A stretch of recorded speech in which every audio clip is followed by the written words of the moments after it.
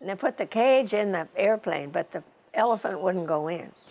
Even the most imaginative author would be stretching their powers to spin a Bermudian tale like this. An elephant landed here in a boat because a rusty propeller broke. It was August of 1954. Gunda, a 3-year-old baby elephant, was crossing oceans, moving from Calcutta, India, to a circus in the United States.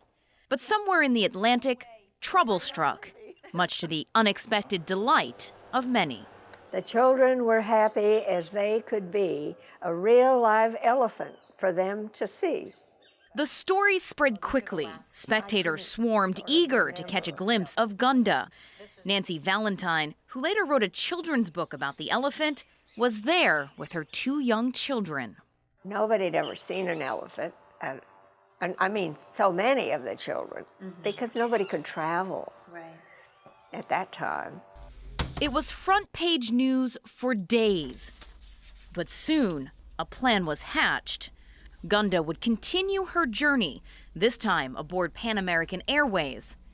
She was hoisted off the boat, suspended in a sling, then gingerly lowered into a waiting truck.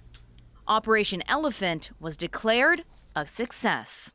But when we got it to the airport, it wouldn't get on the plane, and the Pan American pilot didn't want to take it. So, you know, finally, the pilot said they had to go. They couldn't wait. So then, that's how it wound up at Stephen's house. And this is where we had the truck backed into here. Stephen West was 11 when his grandfather offered to host Gunda at Shelley Hall Farm in Hamilton Parish. Was it wide enough that she could fit through pretty easily? She brushed it. She was pretty fat. The farm is long gone, but the memory is fresh. Like most island kids, Stephen had never seen an elephant before. And she was tied up over in this general area? She was tied up just beyond that building corner on her back leg, and she had a stake, and she had a long enough rope she could come down into this area. Stephen had unfettered access. He cleaned up after her, took her on walks, and found the way to her heart. She ate 2 bunches of green bananas a day and a bale of hay.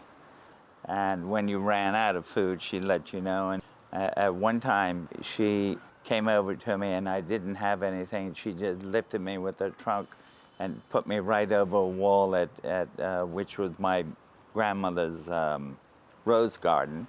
Gunda stayed at Shelley Hall Farm for a week. Then, on August 25th, 1954, her final farewell. Cars lined both sides of Front Street. Hundreds gathered, their heads turned skywards, gazing at what was truly a spectacular sight. Gunda hoisted up in a sling, her trunk securely in her mouth, headed for the top deck of the Queen of Bermuda. On the Queen of Bermuda, she sailed in style, waving fond farewell to the summer's isles. Gunda eventually settled in the Tulsa, Oklahoma Zoo. She died just last month, aged 67. I never saw her again, but you remembered her. In fact, I've remembered her all through the years.